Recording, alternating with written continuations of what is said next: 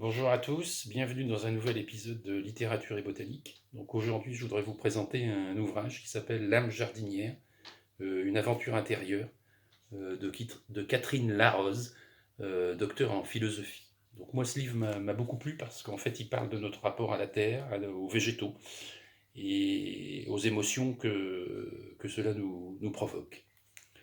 Donc le livre est un peu voilà, découpé en plusieurs chapitres.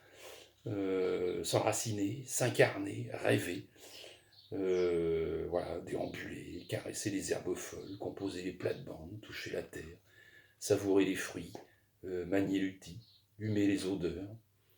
Voilà. Donc moi j'ai choisi de vous lire un petit passage concernant le centre du jardin. Tout jardinier le sait. Il est un endroit vers lequel spontanément c'est pas le guide, vers lequel il revient toujours irrésistiblement.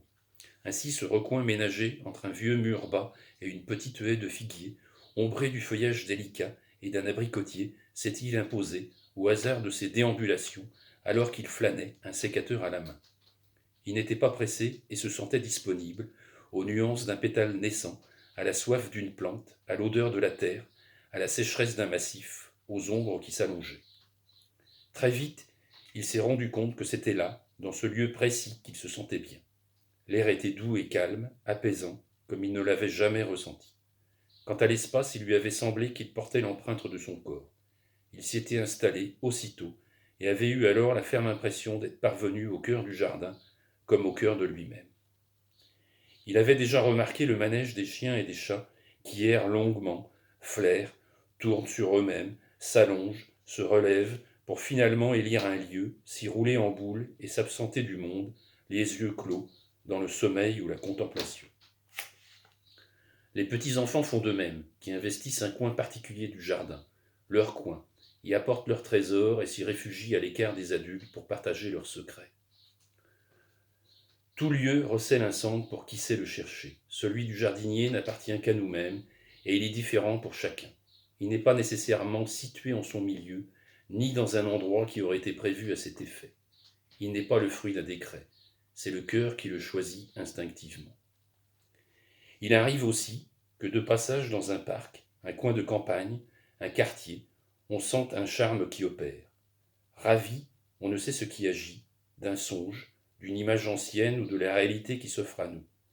Pourtant, au plus profond de soi, on sent bien le souffle qui s'apaise, le cœur qui ralentit, et cette envie irrésistible de se poser là, de ne plus bouger, comme si l'on était parvenu à destination. Parvenu à ce point de convergence, en ce centre, le jardinier se sent doté d'une nouvelle lucidité.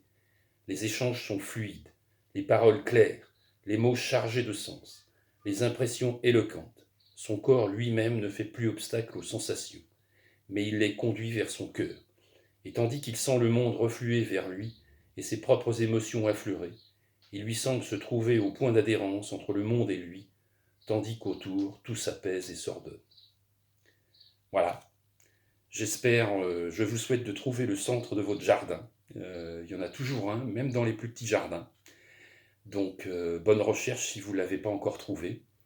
Et donc, je vous souhaite une belle fin de journée et à bientôt pour de nouvelles lectures de botanique.